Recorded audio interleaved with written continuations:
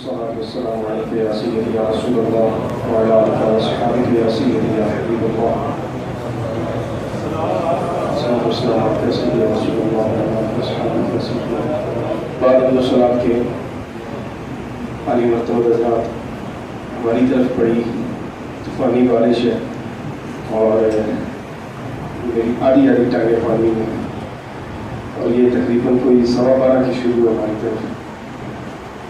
گاڑی والوں نے یار پھر اپنا آپ دکھایا، کوئی بہانا 10 منٹ ضائع کر کے بائک پہ نکلا. 3 دفعہ بائک بند ہوئی راستے میں، ہمارے ایریا پانی اتنا تھا.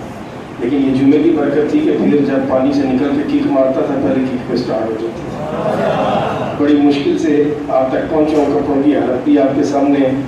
ایک تو دعا کریں قاری صاحب خطبہ نماز کو تیار کر لیں تاکہ اللہ نہ کرے کبھی ہنگامی صورت بنے، قاری صاحب کم از کم خطبہ نماز کروا لیں اور مجھے اتنی اذیت میں کم از کم نہ آنا پڑے. اور دوسری دعا دل سے کریں کہ اللہ مجھے اپنی گاڑی دے دے. اللہم آمین. آپ نے آمین کمزور سیکھا ہے. آپ کو لگا ہوگا میں آپ کا حصہ ڈلواؤں گا بیچ میں، تو ضرورت پڑے تو ڈلواؤں گا بھی انشاءاللہ. کیوں نہیں ڈلوانا آپ کا حصہ؟ تو کچھ تھوڑے بہت میں نے جمع کیے ہوئے ہیں کمیٹیوں کی صورت میں. تو امید ہے فروری مارچ تک کو صورت بنے گی. تو دعا کریں کیونکہ اپنے کرنے سو تو پھر یہ پریشانیاں جو ہیں ان سے بندہ پک جاتا ہے.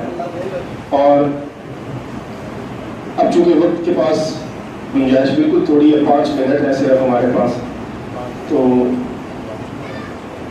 2 باتیں صرف بنیادی آج کے لیے میں نے جو سوچ رکھی ہیں وہ عرض کرنی ہے. پہلی بات تو یہ ہے کہ اللہ رب العزت نے انسان کو اشرف المخلوقات بنایا. اللہ کی مخلوقات کتنی ہیں اس پر بڑی ڈیبیٹ ہے. علماء ائمہ نے اس پر بڑا کلام فرمایا ہے. امام غزالی نے ایک مقام پہ لکھا کہ جس طرح یہ ایک جہان جس میں آپ اور میں رہتے ہیں، اس طرح کے کم و بیش اللہ نے 18,000 جہان اور بنا رکھے. اس طرح جس طرح کو ہم سمجھتے ہیں کہ یہی بڑی وسعت ہے اور بس اینڈ ہے، آگے ہے ہی کچھ نہیں. فرماتے ہیں اللہ کی قدرت بہت وسیع ہے. تو خالق کائنات اللہ تعالیٰ نے اپنا تعارف فرمایا تو الحمدللہ رب العالمین، تمام تعریفیں اس اللہ کے لیے جو تمام جہانوں کا پالنے والا ہے. اور جب بات آئی رسول اللہ صلی اللہ علیہ وسلم کی، فرمایا وما ارسلناک الا رحمۃ للعالمین. یہاں بعض ہمارے مولوی اللہ ترجمہ کرتے ہیں کہ 2 جہانوں کے لیے رحمت ہے. تو 2 جہان نہیں، جتنے جہان اللہ نے بنائے ہیں ان تمام جہانوں کی طرف اللہ نے آپ کے اور میرے کریم آقا صلی اللہ تعالی علیہ وسلم کو رحمت بنا کے بھیجا ہے. کوئی ایک اللہ کی مخلوق، کوئی ایک مخلوق بھی رسول اللہ صلی اللہ علیہ وسلم کی رحمت سے باہر نہیں، کوئی ایک. اور یہاں یہ بھی یاد رکھیے گا رسول اللہ صلی اللہ علیہ وسلم کی تمام مخلوقات امت ہیں. بے شک جتنی مخلوقات ہیں. حدیث مبارکہ میں آتا ہے رسول اللہ صلی اللہ علیہ وسلم نے فرمایا ارسلت الی الخلق کافہ، اللہ نے مجھے اپنی تمام مخلوقات کی طرف رسول بنا کے بھیجا. جتنی مخلوقیں ہیں اللہ کی میں سب کی طرف رسول ہوں. انسانوں اور جنوں میں 2 گروہ ہیں. ایک وہ ہے جس نے رسول اللہ صلی اللہ علیہ وسلم کی دعوت کو قبول فرما لیا ہے، کر لیا ہے، اس کو امت اجابت کہتے ہیں. اور دوسرے جنہوں نے قبول نہیں کیا ان کو بھی رسول اللہ صلی اللہ علیہ وسلم کی امت سے خارج نہیں کیا جاتا. وہ امت دعوت ہے، یعنی امتی ہے، انہیں ابھی شعور نہیں. اور جس کو شعور ملتا ہے وہ دوسری طرف آ جاتا ہے. شعور نہ ملے تب بھی اس کو ہم امت سے نکالتے نہیں. ان کو وہ فوائد نہیں حاصل جو ظاہر ماننے والے کو حاصل ہے، لیکن امت وہ بھی ہے. یہ بڑی باریک بات ہے، اس پر بڑی بحث ہوتی ہے. بعض دفعہ کچھ علماء بھی الجھ پڑتے ہیں، کہتے ہیں کہ گل کی تھی یہ کیسے ہو سکتا ہے. تو بھائی اگر آپ نے معیار یہ رکھنا ہے کہ جو مانے گا وہی صرف ہے اور جو نہیں مانتا اس کی طرف اللہ کے رسول ہی نہیں آ معاذ اللہ ثم معاذ اللہ، تو آپ سوچیے آپ رسول اللہ صلی اللہ علیہ وسلم کی جو دائرہ اس کو محدود کرنے کی کوشش کر رہے ہیں. جب اللہ فرماتا ہے میں نے ہر مخلوق کے لیے رحمت بنا کے بھیجا ہے، اب پھر دو قسمیں ہو گئی ہیں، جنہوں نے مان لیا وہ تو مسلمان کہلائے اور ان کے لیے دنیا میں بھی ثواب ہے، آخرت میں بھی ثواب ہے۔ جنہوں نے نہیں مانا، انکار کیا، انکار پر عذاب اور سزا ہے۔ انکار پر کہ جب میں نے بھیجا تھا تم نے میرے نبی کو کیوں نہیں مانا، چلو جہنم، سزا تو اس بات کی ہے، ورنہ کس بات کی سزا جنہوں نے نہیں مانا رسول اللہ صلی اللہ علیہ وسلم؟ جب اللہ نے لازم ہی نہیں کیا ان پر، انہوں نے نہیں مانا، تو سزا کس بات کی؟ لازم تھا، مانا نہیں تبھی تو سزا ہے نا۔ تو اس لیے وہ بھی امت ہے اور ہم بھی امت ہے، لیکن ہم ان سے اتنے بہتر ہے کہ وہ سوچ بھی نہیں سکتے، اس لیے کہ ہم نے اللہ کے حکم کو مان لیا اور رسول اللہ صلی اللہ علیہ وسلم کو اپنا سب کچھ مان لیا ہے۔ اب رسول اللہ صلی اللہ علیہ وسلم کی امت بالخصوص اور اللہ کی جملہ مخلوقات بالعموم، ان میں جو بنیادی اللہ رب العزت جل وعلا خوبی پیدا کرنا اور دکھنا چاہتا ہے وہ یہ ہے کہ اللہ کی مخلوقات کے لیے فائدہ مند رکھے۔ وَأَمَّا مَا يَنْفَعُ النَّاسَ فَيَمْكُثُ فِي الْأَرْضِ، فرمایا جو فائدہ نہ دے انسانوں کو ہم اسے دنیا زمین پہ رہنے نہیں دیتے، زمین میں رہنے نہیں دیتے ہم اسے جو انسانوں کو فائدہ نہ دے۔ تو اللہ کی مخلوق کا خیال کرنا، خدمت خلق کرنا، اللہ کی مخلوق پہ رحم کرنا، اللہ کی مخلوق کے ساتھ بھلائی کرنا، اللہ کی مخلوق کا احساس کرنا، یہ رسول اللہ صلی اللہ علیہ وسلم کی تعلیمات کی بنیاد ہے۔ آپ بڑی نماز پڑھتے ہو، بڑے روزے رکھتے ہو، حج کرتے ہو، سارا کچھ کرتے ہو، لیکن اللہ کی مخلوق آپ سے تنگ ہو تو آپ یقین رکھیے اگر دائمی جہنم میں نہیں تو کچھ وزٹ کے لیے، کچھ دنوں کے لیے جہنم کا ٹور آپ کا پکا ہے۔ ساری عبادات کرنے کے باوجود اور بندہ عبادت بھی نہ کرے اور اللہ کی مخلوق بھی اس سے تنگ ہو تو پھر آپ سوچ لیں آپ کا حال کیا ہونے والا ہے۔ اللہ کو تو اپنی مخلوق سے اتنا پیار ہے، یہ واقعہ کئی مرتبہ آپ سن چکے ہیں۔ رسول اللہ صلی اللہ علیہ وسلم فرماتے ہیں ایک وہ عورت جس نے ساری زندگی جسم بیچا تھا، جنگل سے گزر رہی تھی، ایک کنویں کے کنارے اس نے دیکھا کتے یا بلی کا بچہ پیاس کی وجہ سے مر رہا ہے، پانی نہیں اس کے پاس پینے کی، اور کنویں میں کوئی دو رسی کا انتظام نہیں کہ پانی نکال لیا جائے۔ اس خاتون نے بڑی کوشش کے بعد اپنے موزے اور دوپٹے اور چادر کے ساتھ جس طرح بھی ہو سکتا تھا پانی نکال کے اس کو پلا دیا۔ اللہ نے اس جانور کے بچے کی جان بچانے کی برکت سے اس فاحشہ عورت کی بخشش فرما دی۔ بھیگ کے میں آیا ہوں، سبحان اللہ، آپ کی ٹھنڈی سی آپ کو سمجھ آیا میں نے کیا کہا؟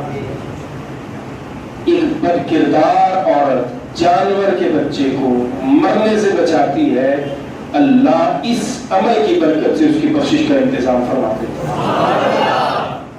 انسان کی بات نہیں کر رہا، جانور کے بچے کی بات کر رہا ہے۔ تو جو انسانوں پر رحم کرتے ہیں ان پر اللہ کتنا راضی ہوتا ہے، ان کو اللہ کتنا نوازتا ہے، اور پھر اس کی ضد جو انسانیت پہ ظلم کرتے ہیں، جو انسانیت کو ترساتے ہیں اللہ کی نعمتیں ان سے چھین کر، ان کے ساتھ سوچ کے پھر اللہ کیا کرے گا۔ لیکن ہم اتنا گر چکے میرے عزیزوں، میرے بھائیوں، الزام لگتا ہے ہم پر، بھیا مولوی بڑے سخت ہیں، ہر بندہ مولوی بڑے سخت ہیں، مولوی ایسی بات کرتے ہیں، مولوی کو پتہ نہیں دنیا داری، الزام لگتا ہے ہم پر۔ لیکن کبھی آپ نے غور کیا کہ آپ کی سوسائٹی میں ہو کیا رہا؟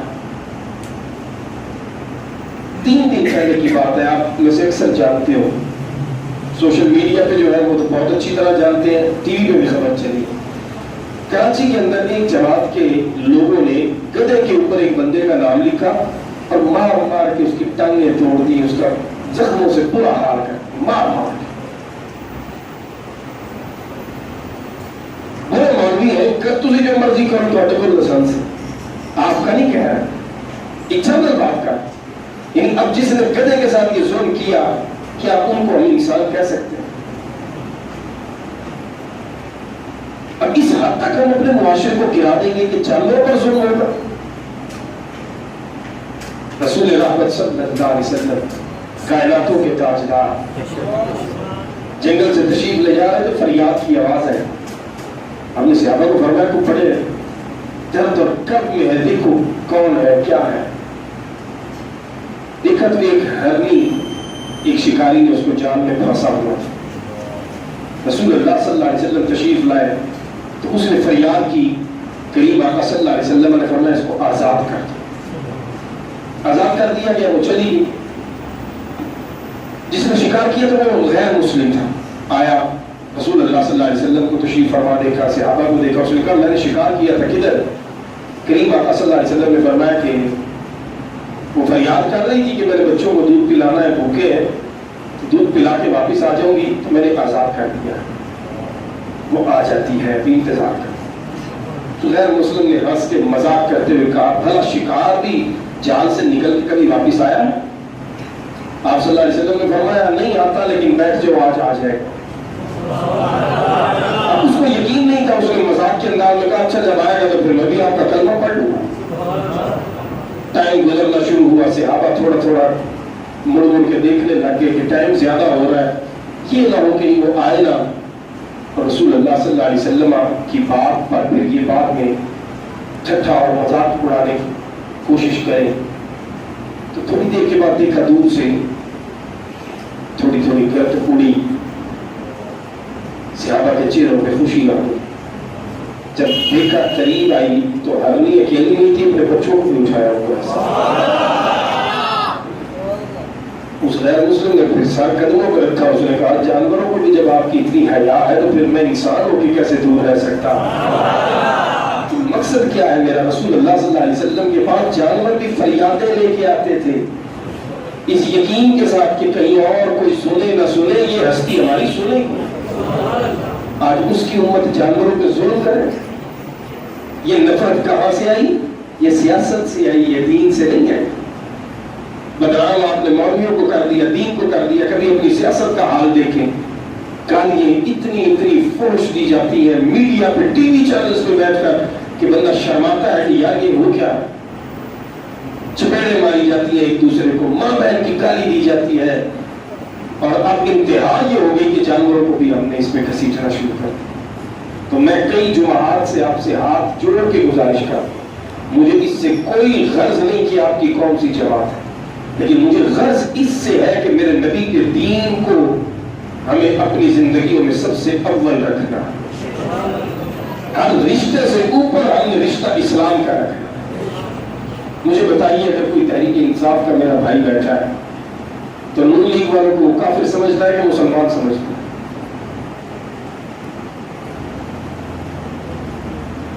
نون لیگ والا تحریک انصاف والے کو کافر سمجھتا ہے کہ مسلمان سمجھتا ہے؟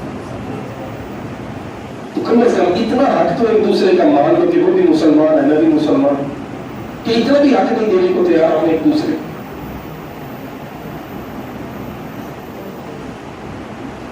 تھوڑا سا اپنے اندر بردباری پیدا کرے. اور یہ دین سے جڑنے کے بعد آئے, دین چھوڑ کر کبھی نہیں ہے.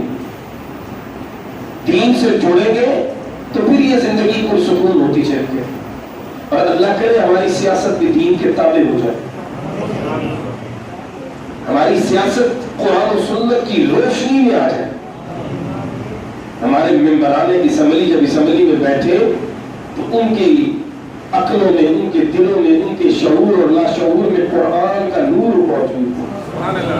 ان کی زندگیوں میں فہمین رسول کا نور اجالا کیے ہوئے ہو, تاکہ جب قانون بنائے ان کی نگاہ اللہ کے قرآن پر بھی ہو, نبی کے فرمان پر بھی ہو.